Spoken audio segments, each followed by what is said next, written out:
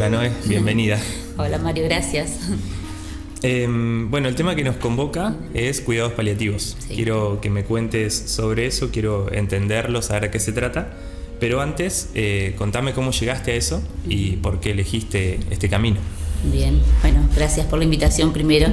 Bueno, los cuidados paliativos son una unidad de tratamiento, ¿sí? Desde la parte médica, clínica, que principalmente se enfoca en lo general del paciente, ¿sí? No tiene un enfoque particular o solamente del diagnóstico, sino justamente de varios enfoques dentro de lo que es el cuidado físico, emocional, psicológico, ¿sí? Social. Y bueno, la llegada hasta los cuidados paliativos fue larga. En el segundo año de la carrera de la licenciatura, tuve un evento a nivel personal, familiar, ¿sí? A mi papá le diagnosticaron cáncer de estómago terminal. Fue algo fulminante en 6 meses que dio vuelta a la existencia de toda la familia, ¿sí? Y ahí es donde empecé a indagar y a buscar, decir, no puede ser que uno en una etapa tan importante de la enfermedad, de todo lo que es el transitar, no tenga acompañamiento, porque si bien estuvimos acompañados por un excelente médico, la familia se desmembró, digamos, ¿sí? Por el acompañamiento emocional principalmente, que fue como lo que faltó, ¿sí? Eso fue en el segundo año de la carrera, y creo que esas experiencias de vida te marcan después o te guían de alguna forma el cómo seguir. Y ahí fue donde mi objetivo era terminar la licenciatura y empezar una especialidad en psico-oncología, ¿sí? Terminé la licenciatura, hice un posgrado. Antes de terminar me faltaba un final para terminar la licenciatura, y empecé con el posgrado en humanización de la salud primero. Después de ahí hice la especialidad en psico-oncología en la UCE en Buenos Aires, y bueno, te va llevando una cosa a otra, y la práctica profesional la hice en el Garrahan, en la unidad de cuidados paliativos pediátricos, con la doctora Rosa Germ, que fue una de mis mentoras en este camino, y que bueno, que ahí uno aprende a trabajar y aprende a seguir formándose en lo que le interesa principalmente. Después de la especialidad me vine para acá a trabajar, y bueno, la suerte de encontrar profesionales también en la misma rama de la humanización, como Bettina Stemüller, el doctor Oscar Gómez, el equipo maravilloso que se formó en el SEM, ¿sí? Donde en el 2012 empezamos a trabajar en conjunto, orientado específicamente a los pacientes oncológicos, porque es un centro de especialidades médicas con la especificidad en oncología, ¿sí?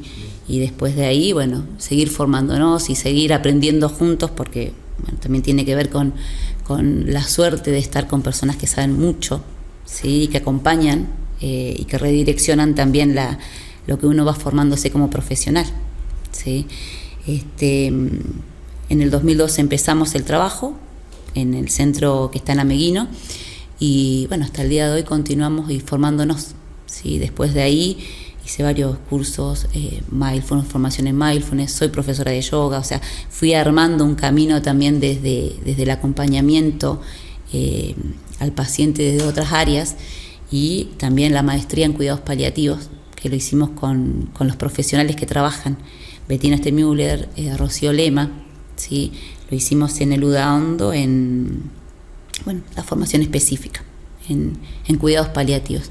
Y ahí uno va como moldeando su experiencia y en función del trabajo también constante, ¿sí? Muy bien. Cuando hablábamos previamente me decías que por ahí hay cierto desconocimiento o cosas o mitos o cuestiones por el estilo al momento de pensar los cuidados paliativos. Entonces, ¿qué son puntualmente o de qué se tratan? Los cuidados paliativos, la Organización Mundial de la Salud lo pone, ¿no?, como es la unidad de tratamiento familia-paciente, ¿sí? Se trabaja con esa unidad de tratamiento familia-paciente, pero también es todo el acompañamiento clínico-médico, ¿sí? Interdisciplinar hacia el paciente que tiene una enfermedad avanzada, ¿sí? O limitante para la vida, ¿sí? Paciente y familia como unidad de tratamiento siempre, ¿sí? hay mucho, como decías hace un momento, hay mucho para desmistificar de lo que son los cuidados paliativos, ¿sí? Generalmente uno cree que los cuidados paliativos tienen que ver con el final de vida y ya, ¿sí? Con el último, como no hay nada más para hacer, ¿sí? Bueno, hay muchos mitos sobre lo que es los tratamientos que se utilizan en la etapa de cuidados paliativos, como el uso de la morfina, ¿sí? Donde ahí es donde también se trabaja se trabaja en la generalidad, ¿sí? Cuando uno habla, Cecily Sander, que es una de las autores referentes de los hospice a nivel mundial prácticamente, ella habla de que el paciente se abarca y se acompaña el dolor total del paciente, ¿sí? Cuando hablamos del concepto de dolor total es el dolor físico, ¿sí? Pero también dolor psicológico, dolor social y dolor espiritual, ¿sí? Que la espiritualidad, cuando uno trabaja en cuidados paliativos, se tiene que discernir que la espiritualidad no es solamente lo religioso, ¿sí? Sino también el sentido de la existencia, el cierre de la existencia, ¿sí? Es acompañar todo un proceso, ¿sí? Desde la comunicación, desde la presencia, ¿sí? Y acompañar la angustia que conlleva el acompañar ese proceso, ¿sí? Tanto al paciente como a la familia. Bien. ¿Y es para algún tipo de enfermedad específica o existen criterios para que una persona pueda acceder a los cuidados paliativos? Sí, hay criterios específicos, ¿sí? Pero hoy en día no se trabaja específicamente con el diagnóstico, ¿sí? Sino con el criterio de enfermedad avanzada y limitante, ¿sí? Uno de los puntos también para poder aclarar que generalmente se asocia a enfermedades oncológicas, ¿sí? Pero hoy en día se trabaja con ella, se trabaja con demencia, se trabaja con enfermedades crónicas, por ejemplo, enfermedades cardíacas, enfermedades renales, ¿sí? Porque justamente es acompañar el proceso de la enfermedad, ¿sí? Desde lo ideal, ¿sí? Es que sea desde el inicio, desde la comunicación del diagnóstico, ¿sí? Nosotros en el equipo médico, cuando el oncólogo tiene que dar el diagnóstico al paciente, ¿sí? Después de una biopsia o después de todo lo que es los estudios, ¿sí? Para estadificar, generalmente lo que hacemos es dar la información en equipo, ¿sí? Está el oncólogo, está la médica, que es médica clínica, pero también es médica de tratamiento del dolor, ¿sí? Y estaba también la parte de psicología. ¿Por qué? Porque la idea es justamente no esperar al momento final, sino ir transitando y acompañando la adaptación del paciente a los cambios físicos, a los cambios psíquicos, a los cambios sociales que se dan también, ¿sí? Porque también está esa parte de la despersonalización de la persona transitando el diagnóstico, ¿sí? Deja de trabajar, deja de salir de los entornos sociales, o sea, es trabajar cómo va asimilando y adaptándose a esos cambios también. Lo ideal, si bien hay criterios específicos, ¿sí? Que tienen que ser una enfermedad avanzada o limitante para la vida, un diagnóstico, lo ideal es dejar de lado el diagnóstico y trabajar con el paciente desde el diagnóstico, ¿sí? No esperar a la terminalidad o no esperar a que ya desde lo clínico, ¿sí? No se pueda acompañar el diagnóstico, ¿sí? ¿No? Es todo el proceso, principalmente para la adaptación.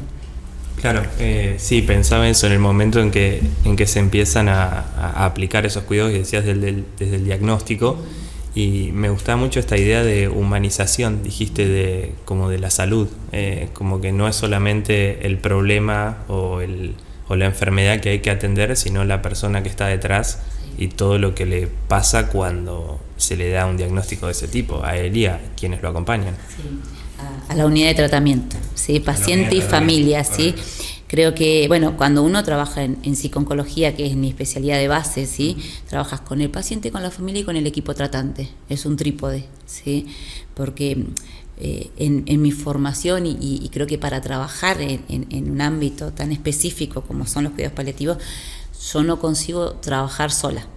Es como, no me veo en un consultorio trabajando solamente con el paciente que viene con ese diagnóstico, ¿sí? Sin abordarlo con el oncólogo, sin abordarlo con los médicos, con el médico que trabaja el paciente. Yo llamo, si es un ginecólogo, llamo al ginecólogo, si es necesario la derivación con salud mental, psiquiatría, se deriva con nutricionista. O sea, esa red de acompañamiento en el trabajo favorece y ayuda muchísimo al trabajo, a desarrollar un buen trabajo, ¿sí? Y también esto es hasta irónico hablar de humanización de la salud, ¿no? Claro, porque sí. La salud es humana, claro. ¿sí? Y creo que es irónico que siempre me llamó la atención de que haya formación en humanización de la salud, ¿sí? Porque, bueno, debería de estar en la base de las formaciones ya, digamos, intrínseco al profesional que se está formando, ¿no? Y sin embargo, se abordan estos temas, ¿sí? Que tiene que ver con esto, con humanizar la salud, cuando uno ve un paciente, no ve un diagnóstico, ve una mamá, y ve una hermana, y ve al amor de la vida de alguien, y ve a ese papá que están esperando unos hijos en la casa. O sea, cuando uno saca el foco, ¿sí?, de la formalidad teórica, ¿sí?, ve más allá del paciente. Entonces, la asistencia es otra, el acompañamiento es otro, ¿sí? El acompañamiento de estar sentado al lado de un papá, de una mamá, ¿sí? de una hija, ¿sí? Que detrás de esa puerta donde uno está acompañando hay una mamá que está sufriendo también, ¿sí? Entonces creo que la humanización de la salud viene de ahí, ¿sí? De no mirar solamente al diagnóstico, ¿sí? De no mirar solamente, bueno, a ver qué se puede o no se puede hacer, porque siempre se puede hacer algo, ¿sí? Hay una autora, Cecily Sander, justamente decía eso: acá importas tú por ser tú, ¿sí? Y hasta el último día de tu existencia se acompaña, ¿sí? Por quién es, no por lo que está transitando. Exactamente, ¿sí? Bien. Y creo que eso es la base de humanizar la salud, ¿sí? Y eso debería de generalizarse en todos los ámbitos. Eso te iba a decir, porque hablas de humanizar la salud y es algo que se viene hablando en diferentes aspectos. Por ejemplo, estaba pensando en lo del parto respetado, en varias cosas se está aplicando, no solamente en este caso de enfermedades. Sí, en varios, a ver, sin ir a algo tan extremo como los cuidados paliativos o el fin de vida, ¿sí? La crianza respetuosa, claro. ¿Sí? Creo que criar es la base, ¿sí?, de todo el fin de la existencia también, ¿sí? Criar hablando de la muerte, criar hablando, ¿sí?, del sufrimiento, criar hablando de que las emociones son todas válidas, ¿sí? También hace que el fin de la existencia sea otra, ¿sí? Porque estamos rodeados, estamos criados en una cultura donde no se habla de la enfermedad, no se habla de muerte, no se habla de sufrimiento, si tenés vas a estar bien. Muchos pacientes llegan con esa angustia de no poder manejar el dolor y no poder estar bien porque tienen que estar bien, ¿sí? A veces para los demás más que para ellos mismos. Exactamente, ¿sí? Bueno, la mayoría dice, no, pero viene y me dice, vas a estar bien, y yo no puedo más. Claro. Entonces es también humanizar y sacar ese peso de tener que estar bien para el otro, ¿sí? Entonces también es trabajar en eso. Hay todo un fuerte cambio cultural que se viene dando en función de eso, ¿sí? En las formaciones en las escuelas, cuando se habla justamente de educación emocional, ¿sí? Se habla también, está bien estar triste, estar bien estar mal, estar bien estar triste si perdiste un familiar, ¿sí? Creo que acá tiene, lógico eso. Claro, pero para eso es lógico, pero no es lógico. Entiendo. ¿Sí? Entonces, muchas veces cuando uno está en estos momentos de las etapas tan importantes de la existencia de una persona, como es el fin de su existencia física, ahí convergen todas estas creencias, estos marcos teóricos, digo yo, de social, ¿sí? Donde el paciente realmente se encuentra con su propia existencia interna, ¿sí? Y creo que trabajar en eso, acompañar ese proceso, ¿sí?, es sumamente gratificante. Ahora quiero quiero volver un poco también sobre eso y la filosofía que hay detrás me interesa mucho también. Pero, ¿cuál es la situación en nuestro país con respecto a cuidados paliativos? ¿Hay reglamentación? ¿Hay leyes? Sí. Justo hace poquito se cumplió un año más, en el 2022, ¿sí? Se decretó la ley, acá la tengo, que es la 27.678, que tiene que, perdón, esa es la ley provincial. La ley de cuidados paliativos, a ver, la tengo. Se sancionó, perdón, la 27.678 en el año 2022. Es jovencita, es nueva para lo que es el proceso de materialización concreta, ¿no? En bajar a salud concreta. Esa ley es la ley de cuidados paliativos, que es el acceso a la asistencia integral del paciente con enfermedades crónicas limitantes y a la familia, ¿sí? Tanto desde el acceso a la farmacología como el acceso a la asistencia, ¿sí? De un equipo interdisciplinario y la formación de profesionales también, ¿sí? Vuelvo a decirte, fíjate que fue el 21 de julio del 2022, ¿sí? Para que eso mueva todo el trasfondo político y económico y que eso pueda materializarse en una unidad de cuidados paliativos en lo público, lleva su tiempo, ¿sí? Hay que tener en cuenta también que acá en la provincia del Chubut, ¿sí? Tenemos una geografía muy específica, ¿sí? Que es muy difícil a veces llevar, ¿sí? este tipo de asistencia, no sé, a la cordillera, a la meseta, porque los lugares son muy distantes, ¿sí?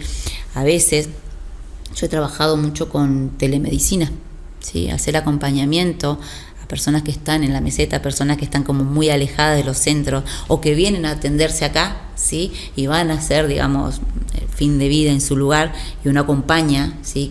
A través de videollamadas. Esa es la forma por ahí que se tiene.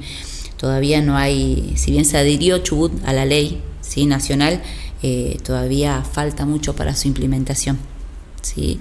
Implementación que sea accesible a todos, ¿sí? Vuelvo a decirte, una unidad de cuidados paliativos en lo público, ¿sí? Si bien nosotros desde los centros privados tenemos, ¿sí?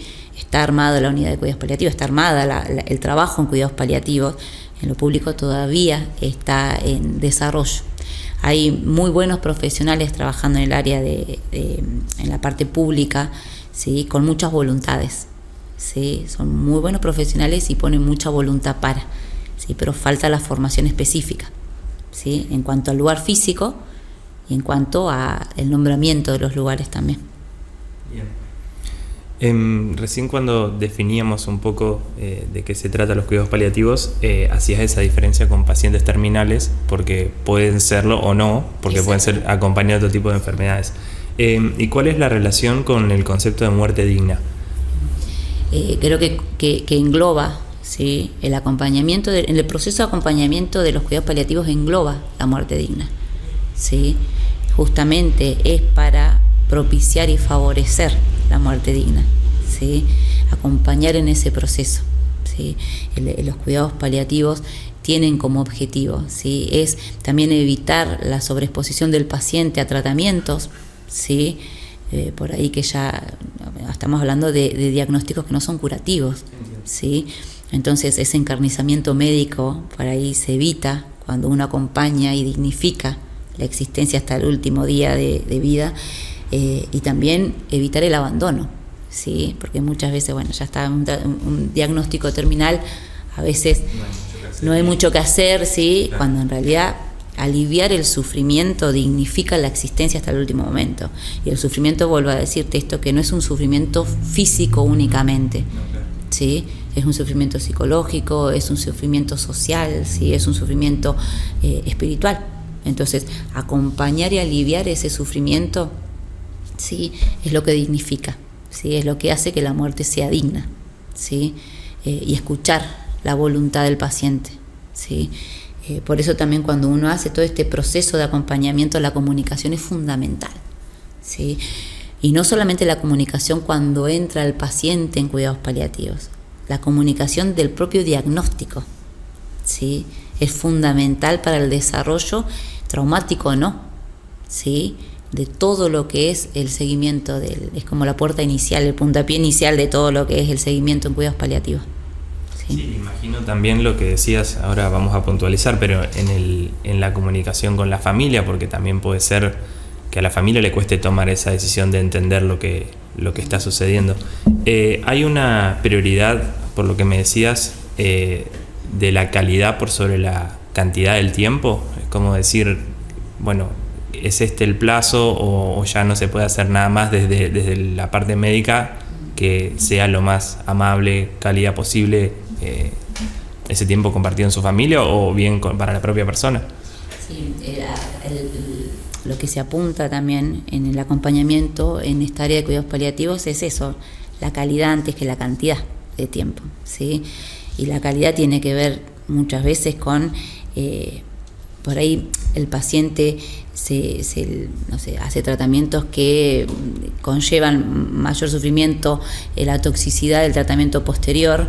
Entonces muchas veces lo que se hace es, bueno, esto de ver en qué momento el paciente puede tal vez estirar esos tratamientos para que las secuelas de esos tratamientos no sean disruptivos para la calidad del día a día, ¿sí?, del paciente. Entonces, sí, la calidad en el acompañar, la calidad en el escuchar, la calidad en escuchar qué necesita. Hay pacientes que están haciendo tratamientos largos, ¿sí? Y muchas veces te dice que, no sé, justo tiene un lunes el tratamiento y el martes es el cumpleaños del nieto y no quiere estar mal. Entonces se escucha eso y se trabaja con el equipo, ¿sí? Y se reprograma a veces, ¿sí? En lugar del lunes, pasarlo una semana más. No va, porque, vuelvo a decirte, no se apunta al tratamiento curativo, ¿sí? Quizás sí. le haga mucho más bien a la persona estar en ese cumpleaños, pongamos, exactamente, que estar en el tratamiento. desde lo emocional, o a veces pacientes que están transitando esta etapa, ¿sí?, del tratamiento, pierden un familiar, ¿sí?, y están en un proceso de duelo que tienen que atender ese dolor emocional por sobre su propio tratamiento. Entonces es como que, bueno, vamos a dejarlo un poquito acá y trabajemos con esto, ¿qué te pasa?, cómo elaborarlo, ¿sí? Entonces tiene que ver eso, la calidad del tratamiento o la calidad de vida, ¿sí?, está por sobre la cantidad, ¿sí? Creo que uno, y esa calidad deviene en función de cada subjetividad. Para cada paciente se va a importar o va a tener el objetivo distinto, ¿sí? Algunos van a ser los hijos, otros el trabajo, otros hacer algo que no hicieron en mucho tiempo, viajar, preparar al paciente a veces porque, no sé, nunca viajó, qué sé yo, a Italia y quiere irse. Bueno, ¿sí?, se acompañan. Yo he tenido pacientes con enfermedades, con tratamientos, con diagnósticos altamente avanzados y han viajado y han vuelto anímicamente renovados, ¿sí?, para poder seguir. Yo siempre digo que tiene que existir ese equilibrio, ¿sí?, y que no se pierda al paciente solamente en el tratamiento. El tratamiento tiene que ser en paralelo a la existencia, ¿sí? El paciente tiene que aprender muchas veces, cuando son enfermedades de larga duración, de largo tiempo, tiene que aprender a convivir con el tratamiento, no dejar de vivir, sino a convivir con ese tratamiento, ¿sí? Porque cuando el paciente entra en el mundo médico, se ensimisma en el mundo médico. Es como, bueno, me levanto para venir al médico, tengo la medicación, es como que está todo muy pautado en función de lo clínico. Claro, está bien, porque es un mundo nuevo, es un universo nuevo estar con un diagnóstico de por vida, con una enfermedad de por vida, ¿sí?, donde cambia absolutamente todo, la dinámica de la casa. Hay un quiebre intrapsíquico, una despersonalización, pues no sé quién soy. Si yo antes podía salir a correr y ahora no puedo, o puedo salir, no sé, a nadar y ahora no puedo, ¿sí?, o podía alzar a mis nietos y ahora. Entonces todo eso se trabaja justamente en ese proceso de acompañar desde lo que es la psicología paliativa. Sí. Me hiciste pensar, hay un filósofo que habla de la diferencia entre vivir y existir, ¿no? Es como que no se le termine la vida, que no sea un mero existir de existir para la enfermedad o por la enfermedad, ¿no?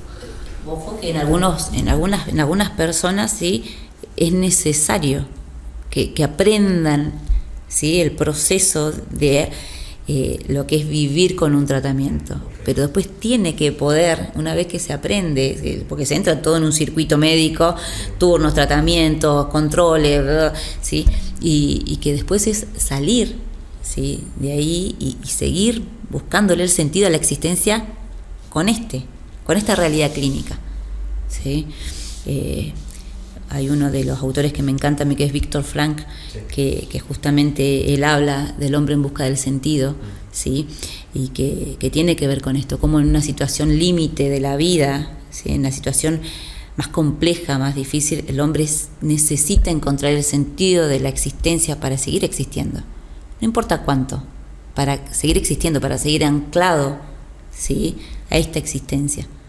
Y creo que es uno de los referentes importantes también a tener en cuenta que, bueno, en medio del caos, ¿sí?, en medio del sufrimiento que conlleva, ¿sí?, también encontrar la existencia. Sí, me acuerdo que en ese libro creo que no sé si es un capítulo o un apartado que él llama Huida hacia el interior. Y dice que una de las cosas que le llamaba la atención en el campo de concentración es que él creía que los que o los que tenían más chance de sobrevivir eran los que tenían fuerza física, y que sin embargo los que sobrevivían, la mayoría de ellos tenían como algo interno que les permitía incluso salir un poco de esa situación, evadirse y tener algo por lo que vivir, ¿no? Bueno, incluso en etapas terminales, ¿sí? Bueno, tengo miles de experiencias y miles de ejemplos, pero en etapas terminales muchas veces el dejar algo para la posteridad, ¿sí?, para los que quedan, también es seguir existiendo. Claro. ¿Sí? Yo trabajo mucho con recursos, con escritura, con lectura, ¿sí?, con la parte narrativa, y tengo hay un libro muy lindo que también está hecho una película, que es El diario de Noah, que es una mamá que tiene cáncer y que le escribe el libro al hijo, ¿sí? Y me tocó acompañar a una mamá con una nena muy chiquita, ¿sí?, de 3, 4 años, 3 creo que tenía, con un cáncer también avanzado, terminal, ¿sí? Y ella decía, ¿qué hago para seguir existiendo? Porque es muy chiquita. Entonces, ¿cómo sigo existiendo para ella? Y armamos entre las dos, a ella le gustaba mucho cocinar, y armamos entre las dos un libro de recetas de cocina para la hija, ¿sí? Entonces ella empezó a escribir desde muy temprano, desde la comunicación del diagnóstico temprano. Empezamos a armar ese libro de recetas, las galletitas de Navidad, el guiso de la abuela, cómo me gusta el pan con manteca, o sea, pequeñas cosas que ella le fue dejando a esta nena tan chiquita, ¿sí?, para seguir existiendo, con fotos, ¿sí? Entonces creo que eso también es tener un objetivo para seguir, ¿sí?, para seguir dejando esta existencia, ¿sí? Hay pacientes que bueno, todo lo que es la terapia narrativa ayuda muchísimo, escribir, ¿sí?, escribir y socializar ese escrito. Hay pacientes que escriben no solamente como forma de elaboración de lo que están transitando, sino también para acompañar a otros en su propio proceso. ¿Sí? Tengo pacientes que me han regalado sus experiencias, y es tesoro, porque cada transitar es único, como cada paciente que está con el diagnóstico, ¿sí? Entonces creo que eso también es una forma de transformar la existencia.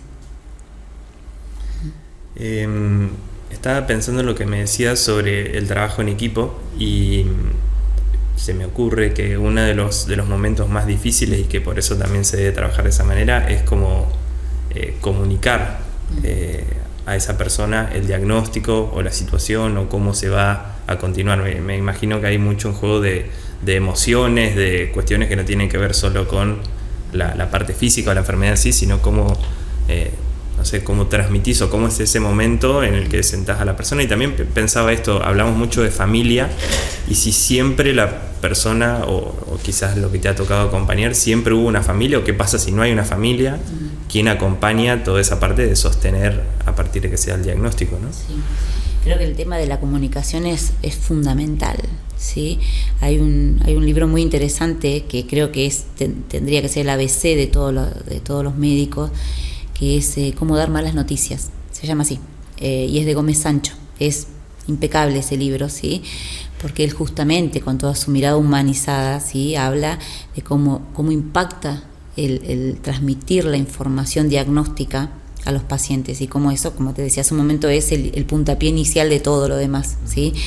Y él dice, bueno, da como ciertas pautas, ¿no?, de preparar el espacio, ¿sí?, de preparar las palabras, de respetar los silencios, ¿sí? Es como un manual, ¿sí?, para poder transmitir las malas noticias a los pacientes y a la familia. Generalmente cuando eso ocurre se aconseja que el paciente esté con alguien, ¿sí?, que tiene que ver con ese soporte emocional, ¿sí?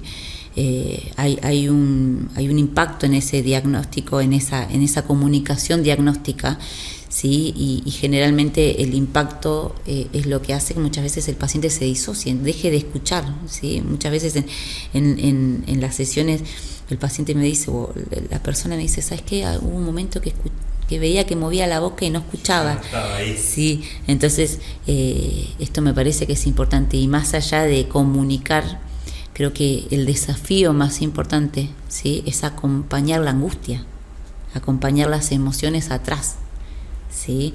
Cómo acompañar eso, porque eso es lo que define, ¿sí?, la esperanza y la voluntad del paciente posterior al diagnóstico. ¿Y suele haber como como etapas, o no necesariamente lo que decías, cada paciente es diferente y lo puede vivir de forma diferente, o generalmente evidencias que hay como... Hay etapas que están, hay una teoría, ¿sí?, y está teorizado las etapas, ¿sí? Hay etapas de enojo, hay etapas de angustia, hay etapas de negación, ¿sí? Son etapas, son cíclicas. Pueden aparecer en un momento la negación, puede aparecer en otro momento la ira, puede aparecer, ¿sí? Y esos van y vienen, van fluctuando, ¿sí? Si bien tiene que ver con cada paciente, tiene que ver con cada experiencia de cada paciente, con cada formación, con cada cultura, con cada modelo de crianza, que es lo que hoy hablábamos, ¿sí? Hay pacientes que tienen un modelo de crianza donde están muy acompañados, donde se sienten muy contenidos, entonces pueden expresar todas esas emociones en la familia. Y hay pacientes que tienen una rigidez, ¿sí?, que muchas veces ahí es donde se presenta también el cerco de silencio, que el cerco de silencio tiene que ver, hay familias de pacientes, generalmente me ha tocado con pacientes mayores, ¿sí?, donde la familia no le cuenten, no le digas que está enfermo, no le digas que es terminal, ¿sí?, no le diga lo avanzado que está, porque lo vamos a perder, ¿sí? Ese cerco de silencio se trabaja, ¿sí? Y justamente la ley del derecho del paciente habla de que uno tiene que ser lo sincero, lo que más pueda desde la sinceridad con el paciente para esto, para comunicar lo que se necesite, ¿sí?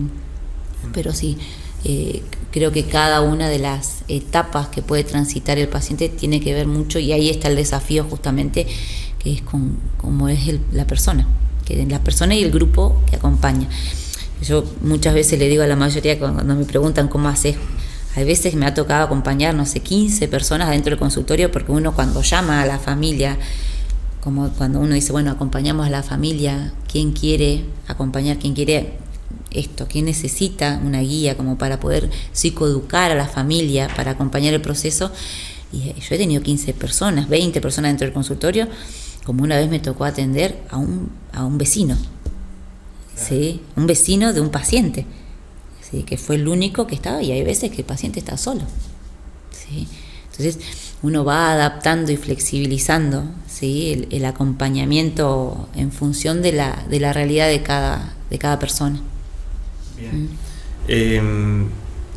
¿Es diferente la transmisión de la información o el acompañamiento según la edad de la persona? Digo porque quizás es más lógico para una persona de 80 años considerar, no digo que le duela menos, pero digo, es más lógico que por ahí, si es alguien joven, tener que elaborar todo eso. O por ejemplo el caso que decías de una mamá, eso digo, para vos también es diferente al momento de acompañar a esa persona. Sí. Si bien las emociones son básicas, todos tenemos emociones básicas, sí repercuten de manera diferente de acuerdo a la etapa, claro. ¿Sí? Los niños muy chiquitos, generalmente a través del juego, a través de los cambios de conducta van demostrando, ¿sí?, su forma emocional en cuanto a procesar sus emociones, ¿sí? Los adolescentes, nos ha tocado trabajar con muchos adolescentes acá, generalmente están muy enojados por este proyecto vital, ¿sí? Que es lo que más referencia tal vez el enojo, ¿sí? Exactamente, sí. Un adulto joven, ¿sí? Por ejemplo, tiene que ver con esto, la preocupación por la familia, por los que quedan, por su trayecto vital, por lo que le faltó hacer, ¿sí? El adulto mayor más que nada habla de todo lo que ha transitado, ¿sí? En todas las etapas, dependiendo, vuelvo a decirte, la calidad del acompañamiento emocional que tenga el paciente, se van dando de diferentes maneras la elaboración emocional, ¿sí?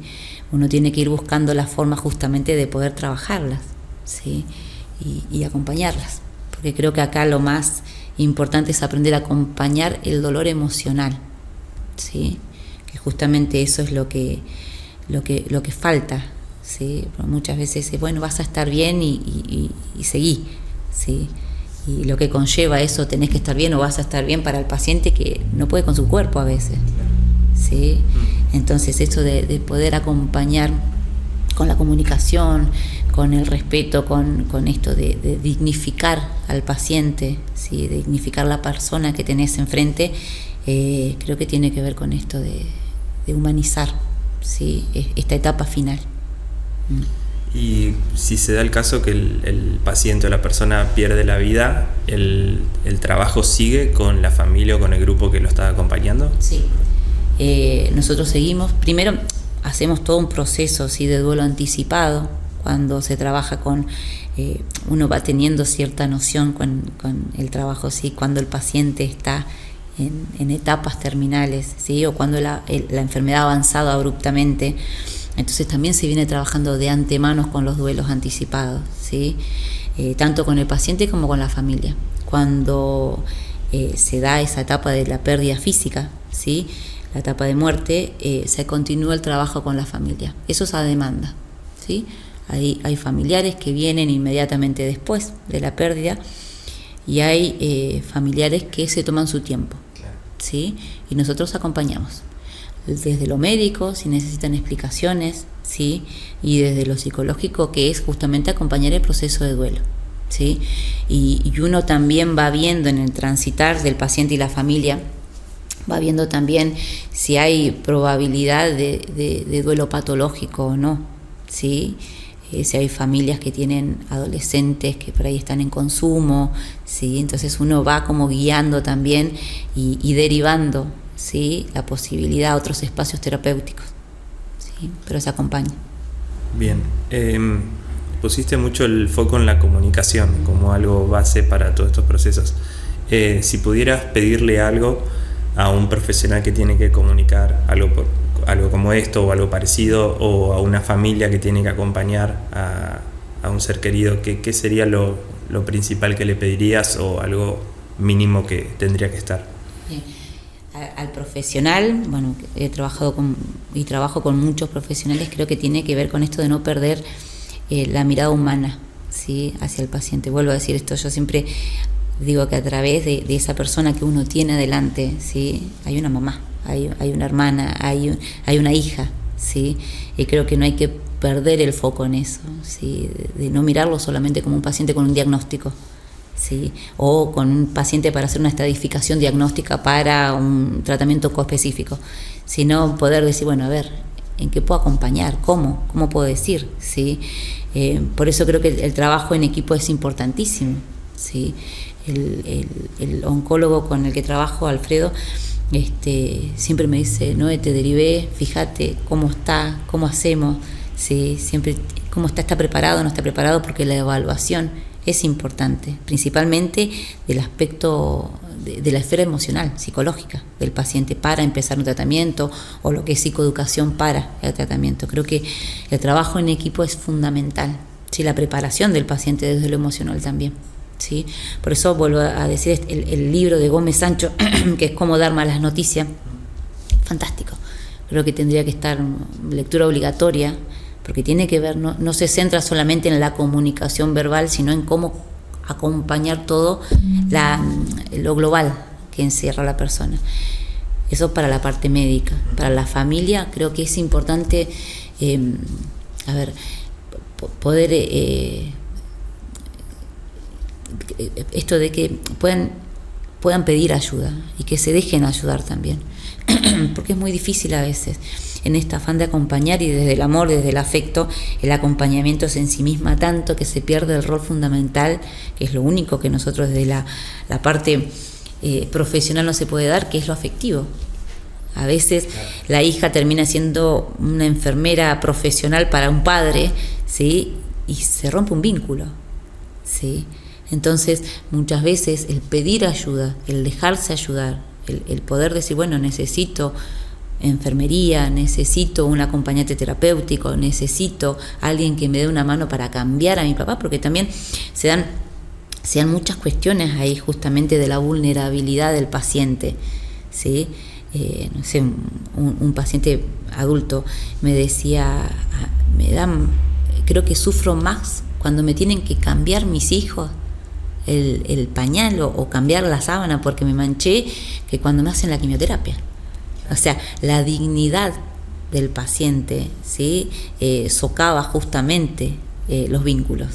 Entonces muchas veces con la familia uno también ordena, ¿sí? Ordena el tiempo del cuidado para evitar el desgaste, ordena qué recursos hay, ¿sí? Porque muchas veces la familia no sabe que hay enfermería domiciliaria, que hay acompañamientos terapéuticos, ¿sí? Entonces se ordena para que ese rol, que es un rol fundamental de acompañamiento emocional, no se pierda, ¿sí? Y no se ponga en juego el vínculo, ¿sí? De esa hija, de ese papá o de ese familiar que acompaña desde lo emocional. Ahora sí quiero volver a algo que mencionaste al principio de la charla y que quizás es un poco afuera de lo clínico, de lo médico. ¿Pensás que como sociedad sabemos convivir con la muerte? O sea, ¿tenemos la capacidad de elaborar o de pensar en el final de la vida, más allá de que haya o no una enfermedad, digo? Creo que todavía hay mucho por cambiar, ¿sí? Si bien estamos en una etapa bisagra donde se habla hoy de las emociones, de la muerte, de la angustia, de la tristeza, ¿sí? como forma parte de esta existencia, todavía cuesta hablar de la muerte. Todavía hay muchos tabúes en relación a la muerte, ¿sí? Generalmente cuando uno está en este tipo de lugar acompañando un proceso, ¿sí? De enfermedad avanzada, hasta el propio paciente le da, no sé si vergüenza o miedo a hablar de la muerte. Entonces uno habilita esos temas, ¿sí? Porque todavía cuesta, ¿sí? Si bien vuelvo a decirte, hay mayor flexibilidad en hablar de lo que nos duele, ¿sí? Creo que todavía el tabú está puesto en hablar sobre la muerte, ¿sí? Hay formaciones en tanatología, ¿sí? Que justamente tiene que ver con esto, de poder hablar de la muerte, explicar la muerte y que trascienda lo netamente religioso, ¿sí? Para poder trabajar también desde lo espiritual con las personas. Pero hay un trabajo todavía por hacer, ¿sí?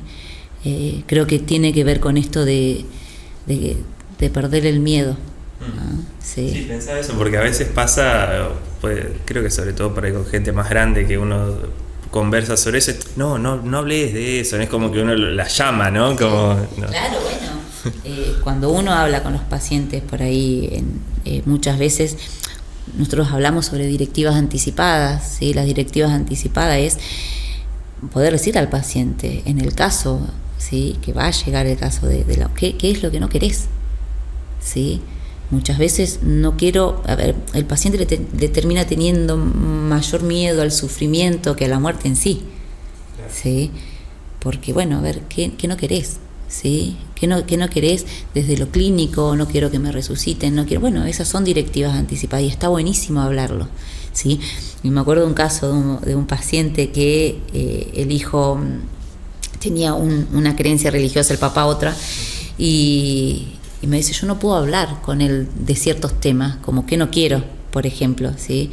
Y me acuerdo que estábamos en la habitación y entra el hijo, en la habitación de sanatorio, y entra el hijo y le dice, a mí me gustaría decirle tal cosa y tal otra a mi hijo, y esto no me gusta, y esto no querría, y yo quiero estar tranquilo, y cuando empiece con mucho dolor, quiero llegar a la sedación, yo no quiero sufrir, pero no se lo decía al hijo. La presencia, mi presencia en ese, fue como un puente para poder comunicar, ¿sí?, estas directivas anticipadas, que tiene que ver con seguir dignificando al paciente, que no quiere, poder escuchar eso. Y creo que la comunicación se basa en eso, ¿sí? ¿Qué quiere, qué no quiere? Sacar temas, hablar de miedos, ¿sí? También desmitificar, o por ahí hay muchos pensamientos intrusivos que tienen los pacientes en esa etapa así, donde no sé, qué sé yo, no soy lo suficientemente fuerte para vencer el cáncer, ¿sí? O no sé, me decía un paciente que ya estaba en una etapa avanzada, que no tenía apetito, y dice, ¿seré que soy yo el que no me alimento para matar el cáncer? O sea, toda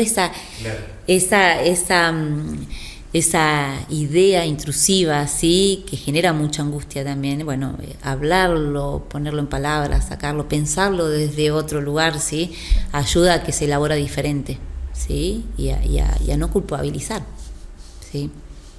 Entiendo. Hemos mencionado muchos autores. Hay un filósofo alemán que habla de los disparadores que nos llevan a filosofar.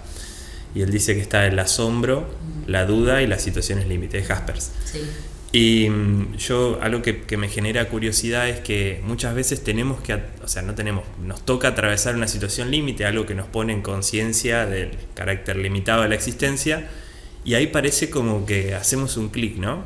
Como decimos, no sé, voy a hacer ese viaje que nunca hice, que siempre quise, o voy a decirle a mis hijos que los amo porque no lo hago frecuentemente, no sé. Y me pregunto por qué tiene que pasar eso, o si es la muerte o la posibilidad de la muerte lo que le da sentido a la vida, o lo que nos hace pensarle, decir, pucha, se me está pasando y todas esas cosas que quiero hacer no las estoy haciendo. Sí, creo que no es necesariamente la proximidad de la muerte, sino la conciencia, ¿sí?, sobre lo finito que uno es, ¿sí?, lo que conlleva eso. ¿Sí? No es solamente, bueno, me voy a morir, me estoy muriendo sino la conciencia de que, puedo morir, ¿sí?, lo que hace que uno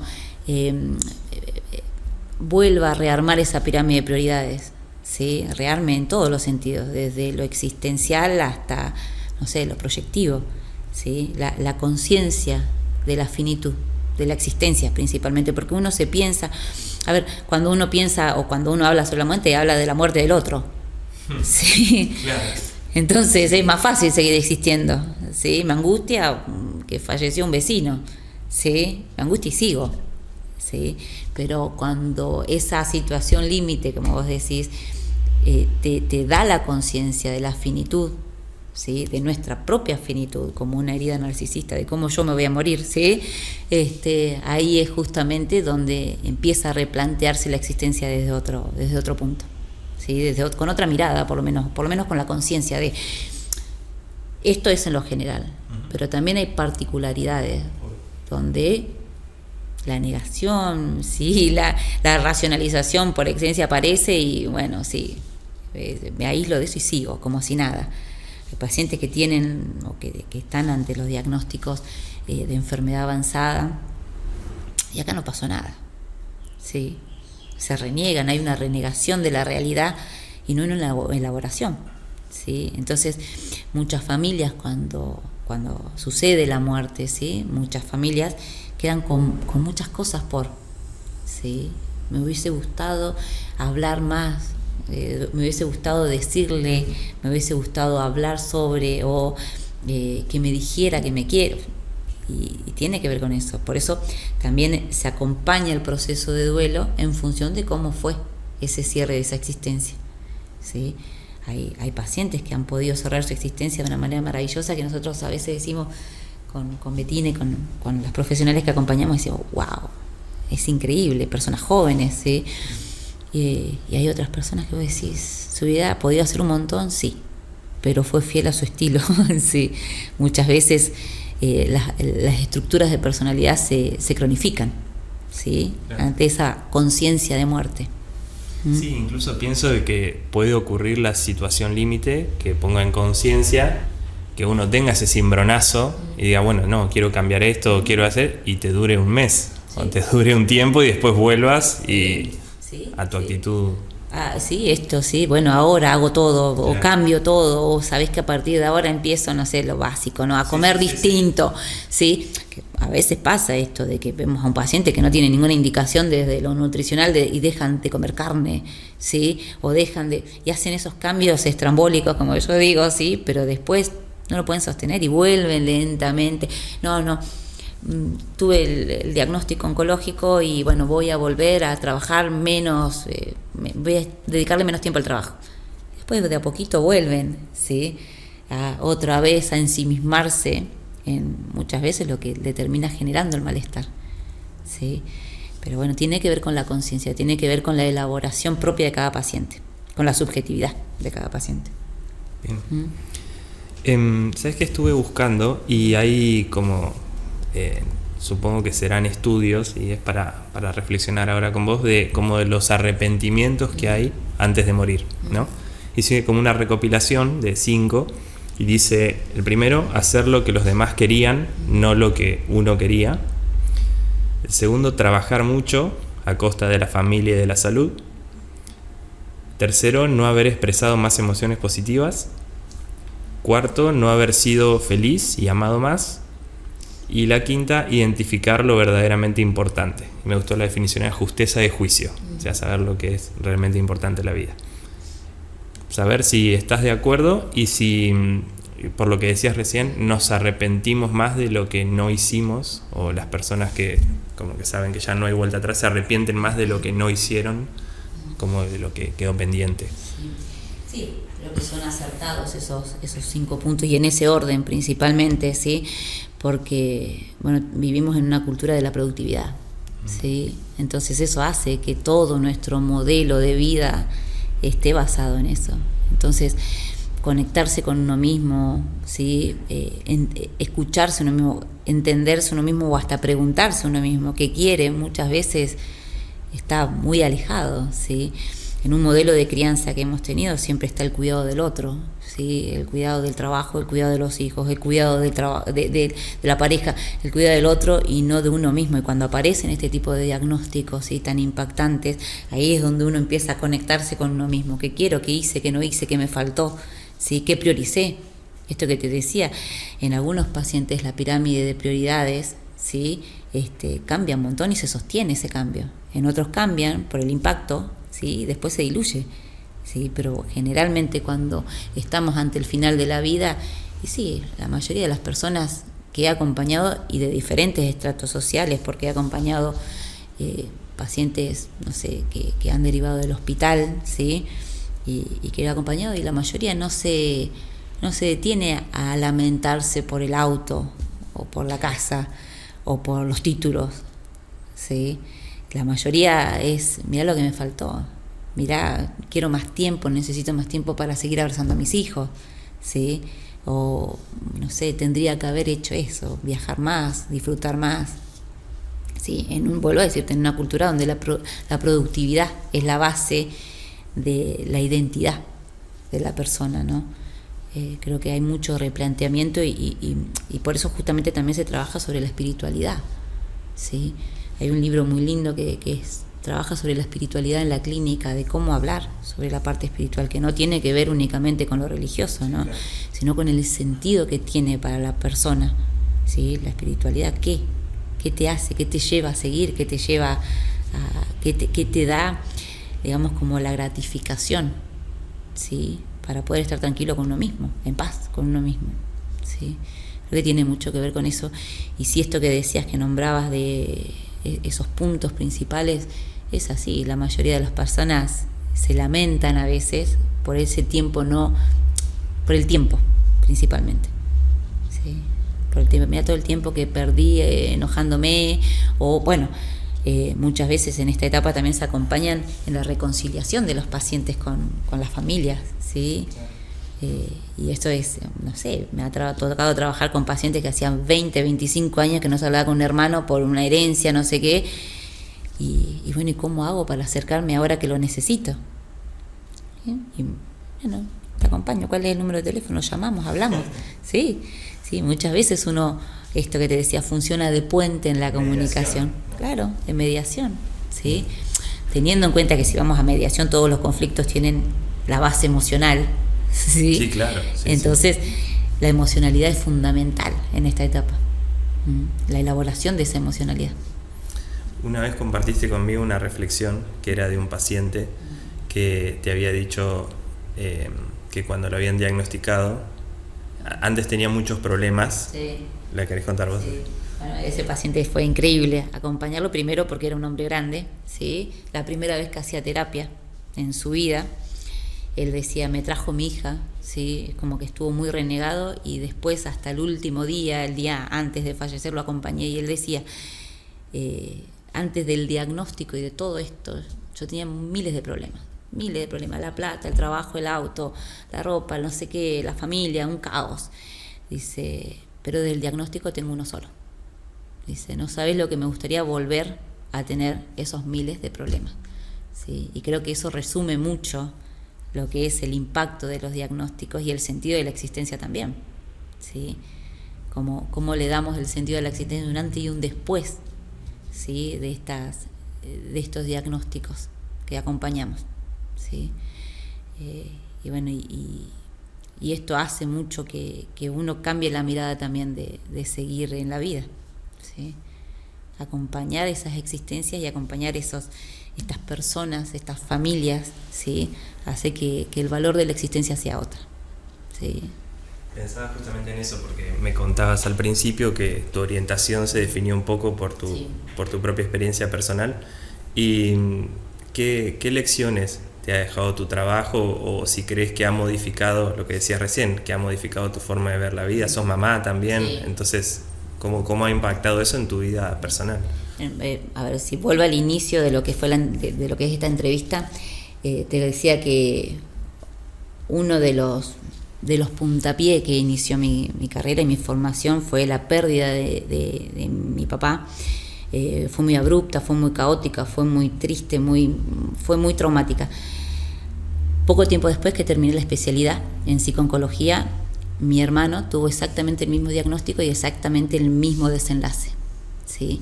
Pero ahí pude reparar, ¿sí? Esto de cómo acompañar, ¿sí? Ahí pude reparar esto de acompañar a la familia, acompañarlo a él, ¿sí? Que el sufrimiento de mi papá fue muy largo e innecesario, pero bueno, uno quería que esté, ¿sí? Sin entender que era paliativo lo que ya se podía hacer. Con el acompañar a mi hermano, ¿sí? Fue totalmente distinto. Fue tranquilo, fue cómodo, fue lindo, fue humano acompañarlo, porque tiene que ver con eso también, con lo que uno va aprendiendo en cuanto a la experiencia también, ¿sí? Y a partir de ahí, ¿sí? Se va modificando. Esto que yo te decía, nada pasa por casualidad, ¿sí? Y no es casualidad que uno haya elegido lo que elige, que es que los profesionales que trabajamos en cuidados paliativos no lo elegimos porque, bueno, se nos ocurrió la idea o porque es lo que más reditúa económicamente, ¿sí? Tiene que ver con esto, tiene que ver con acompañar desde otra experiencia el fin de vida, ¿sí? O no es ponerle día a la vida, sino darle vida a esos últimos días, ¿sí? Creo que es lo más importante, ¿sí? Aprender a acompañar y a psicoeducar a la familia también sobre el proceso, ¿sí? Cuando uno trabaja y acompaña ahora, uno va explicando mucho cuáles son los cambios físicos que va a tener el paciente, ¿sí? Porque la familia, vivimos en una sociedad que es altamente nutritiva, o sea, todo el tiempo que come y dejó de comer y el paciente dice no tengo hambre y la familia se enoja y que no come, que le hice esto. Entonces también explicar que el organismo, el cuerpo, ¿sí? Va perdiendo funciones, ¿sí? La necesidad de comer, la necesidad de hidratarse, ¿sí? Va perdiendo funciones, se va ensimismando. A nivel psicológico hay cambios, a nivel nutricional hay cambios, a nivel físico hay cambios, y eso se va explicando. Y cuando el paciente sabe, pero aún más la familia sabe de esos cambios, ¿sí? Le pierde el miedo de acompañar, ¿sí? Porque el miedo es la base también de que muchas veces se alejen, ¿sí? No sé qué hacer, me voy, ¿sí? Entonces, cuando uno va acompañando ese proceso y va psicoeducando el proceso, tenés más acompañamiento genuino, ¿sí? De la parte emocional. Bien. Bueno, no, llegamos al final. De mi parte, agradecerte mucho. Han sido temas muy delicados y sin embargo ha sido una charla muy bella. Creo que me queda eso como mensaje de la importancia que sí de comunicar y de hablar estos temas, que es necesario y que nos ayuda después para las situaciones que nos pueden tocar. Y nada, te agradezco y te dejo el final para lo que quieras compartir. Bueno, gracias. La verdad que yo estoy encantada y creo que es importantísimo difundir lo que son los cuidados paliativos, ¿sí? Difundirlo y por ahí tener en cuenta que es otra forma de acompañar, ¿sí? No es dejar de acompañar, no hay nada más que hacer, sino hay un montón que hacer, ¿sí? Que el paciente, esa persona que está ahí pueda despedirse, pueda dar las directivas de que no quiere, ¿sí? Es justamente sostener esa dignidad humana hasta el último momento, ¿sí? Esto que vos decías también, que cambia la existencia de quienes acompañan, cambia al 100%, ¿sí? Porque la conciencia, ¿sí? De la finitud uno lo tiene todo el tiempo, ¿sí? Entonces, acompañar desde la comunicación, desde la presencia, en los silencios, ¿sí? Es otra forma y es muchísimo para hacer, ¿sí? Y creo que tiene que ver con esto, que es ir cambiando también toda esta cultura del acompañamiento y principalmente del final de nuestra existencia. Gracias. No, a vos.